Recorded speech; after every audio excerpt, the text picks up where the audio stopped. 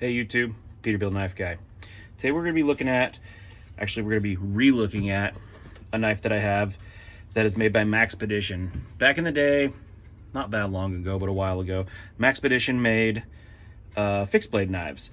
And they were kind of a knockoff of Mad Dog knives.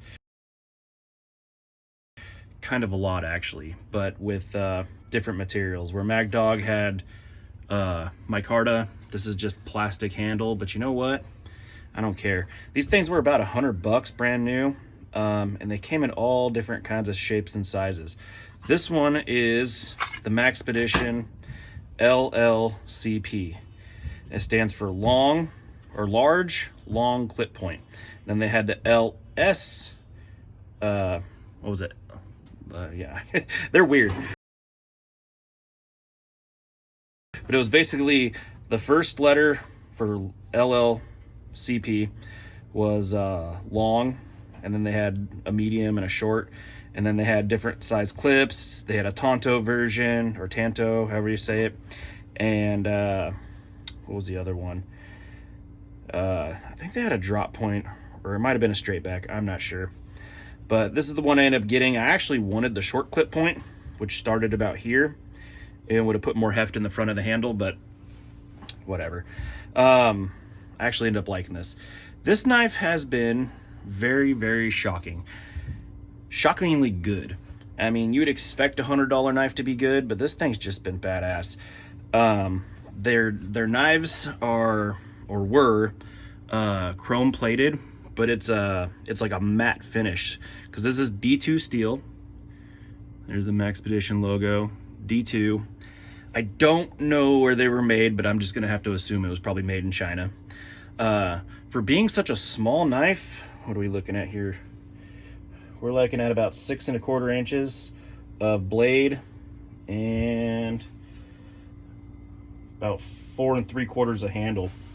For a 6 1/4 inch knife, this thing has a lot of front heft, but it's also balanced pretty damn well too. If I could do it right there at the guard.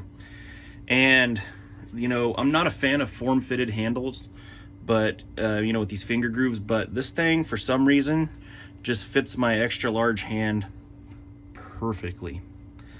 This thing's awesome. It is a very thick spine. I think it's 3/16 of an inch thick. Let me check. So we're looking at exactly 3/16 of an inch spine, and that goes out to pretty damn far actually. Yeah, it goes out to about there. It has a pretty robust tip on it too. Let's compare it to another knife. This one is a loved SE6. As you can see, when you're looking at blades, the SE6 has just a little bit longer blade and just a little bit longer handle. But all in all, they feel the same. You know, the SE6, where you hold, I mean, it's pretty much the same as holding an SE6. Unfortunately, these things, you can't just buy them brand new anymore. You can probably find them on the secondhand market, but you're probably going to pay a lot more for it. They're just kind of freaking cool. It's got a full flat grind, which y'all know I'm a fan of. Good thick stock, excellent milling, to where, you know, if it's 3/16 where this plunge line comes up, it's not knocked down any. I mean, even Essie did that, where you could see right there, right in front of my fingers, you can actually feel where it's 3/16 back here and then gets thinner. This one was full 3/16. The D2, and I can't remember what they were hardened at. I think it was somewhere around 60. I'd have to go back and look if you can even find information on them anymore. They came with a Kydex sheath, an actual real Kydex sheath, not a molded plastic sheath. It actually came with a Kydex sheath. It didn't have this notch in here. I put that notch in here because when I had a lanyard on it, I had a stretchy like cord lanyard, and I would just hook it in there for extra retention, because you can carry this thing upside down. It actually has a pretty good, it goes in real easily, but to get out, it's kind of firm. And that's kind of my fault, because I remolded this right here because it didn't have a thumb ramp. So that was kind of ghetto, but now it does. So you can, but it's kind of crappy because you want to push in the middle, but if you push to one side or the other, you're getting it off, and it comes off good. And it did come with a I can't remember if it was a Kydex loop or a clip on here. I might even have the clip, to be honest with you. I'd have to find it. It's somewhere around here. But yeah, these things were awesome. They're just plain Jane, kind of boring.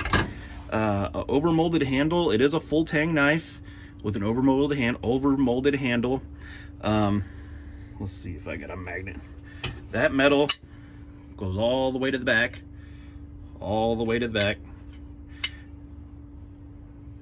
So I mean, it's a good freaking knife. To anybody who got one when they were available, good for you. Anybody who didn't, if you can ever run across one at like a thrift store or a freaking, what do they call those things, like a flea market, or somebody selling one online or something, pick one up. I haven't been disappointed, and I don't imagine you will, as long as you get it for a good price. It also does have kind of a choil here if you wanted to choke up and do some fine work and stuff. Let's check the edge on this. I don't even have paper. I don't. I'll edit this out. All right. Got me a piece of paper. I have not done anything to this edge, so I don't even know if it will even cut paper right now. Oh yeah. Oh yeah. This is D2. I'm a fan of D2. A lot of people hate on it. A lot of people hate on this knife. But yeah, D2 has just always done great for me. Even Chinese D2, or in this case, Taiwan D2. Excellent steel. It's a semi-stainless. This one's already picking up some rust spots from being in my pocket. Can you see that? So I mean, it will rust. You can even see it right there. It'll rust, but it'll, as long as you cover, wipe it off and oil them occasionally. This one happened to EDC, so it just kind of sits next to my sweaty ass body all day. So, but this one being chrome plated, chrome is a very strong finish. It's a very smooth finish, and very corrosion resistant. So I mean, the only thing you really have to worry about on here is the cutting edge, and honestly, it hasn't even been a problem for me. Let's look at that tip. The grind lines are not perfect. If you can see, the one on my pinky is just a little bit off. I guess it's off this way, but let's check the back. If you can even see that. The back's pretty good. The front's off just a tad, and you can see it quite a bit actually. But I mean, whatever.